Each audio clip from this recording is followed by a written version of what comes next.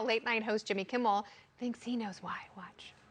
I think I know why Kamala's ratings are low, besides sexism and racism, which are the obvious ones. It's because whenever she's next to Joe, standing near him, behind him, she looks like an assassin. She looks like Nebula next to Thanos, ready to, right? I remember when he was really funny when he was on Kevin and Bean. So is sexism and racism really to blame for Kamala Harris's horrible numbers? Yeah, she just stands in the background doing nothing. That's really it. That's actually kind of insulting as well. But let's get into it with the party panel, and they can decide. We've got New York Post columnist and the Spectator USA contributor Karol Markowicz is back, former State Department deputy spokesperson and Fox News contributor, wearing beautiful Buckeye red. It is Marie Harf, and 2020 Libertarian vice presidential candidate, and maybe the president of the future, Spike Cohen, is here. He's in New York, but we can't see him. He's a secret. So let's discuss some of this. I think it's actually sexist to say that the vice president does nothing. Nothing should be expected of her. And if we do expect something from a backup quarterback, that's on us, Karol.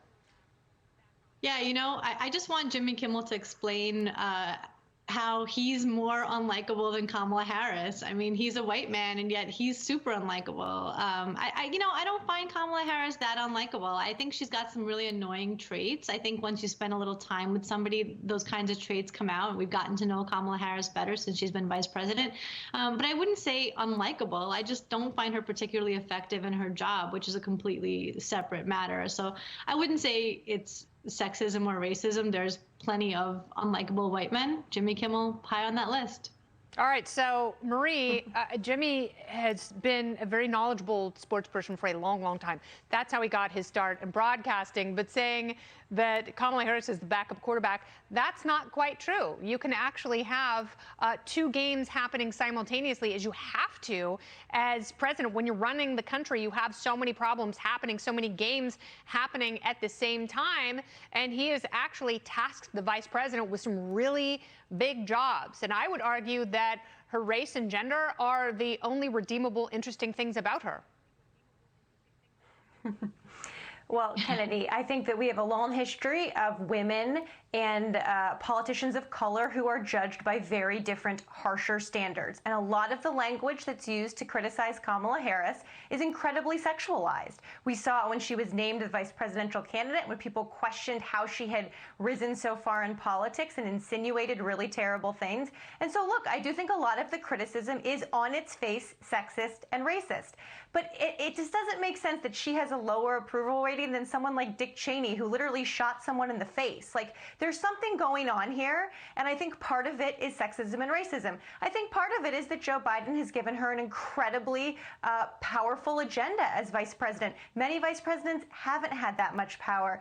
Think about people like Dan Quayle, for example, or even Mike Pence, who didn't have a huge agenda when he was in the White House. So, look, she has tough issues she's in charge of, certainly, and that is probably part of it, too. So if that were the case, then by Marie's logic, if we're just employing sexism and racism, Joe Biden should be really, really popular, Spike. Yeah, also, keep in mind, Dick Cheney shot an attorney in the face, so I think that actually helped him. Look, if Jimmy Kimmel thinks that Kamala Harris is racist and sexist and that's why her approval ratings are going down, who am I to argue? Or maybe he means that the Democratic voting base, who had such a low opinion of her in her run that she dropped out before they even had the actual primaries, maybe that's what he meant. I tend to think that it's because her approval rating is low for the same reason that Joe Biden's is low. As you put it, the Bidenflation, the soaring inflation that we're seeing, the backlash from the vaccine mandates, the problems with the supply chain and the labor pool, everything else that we're going through, and the fact that, as you said, Joe Biden keeps almost using Kamala Harris as his foil. He keeps putting the most difficult things on her that she often doesn't have any power to do anything other than stump on. And I think that's stabbing her in the back there. Honestly, I think Joe Biden's making sure that he doesn't have a primary challenger in 2024. Yes, you've heard of too big to fail. She's too secondary to succeed, and I think that's what the administration is worried about.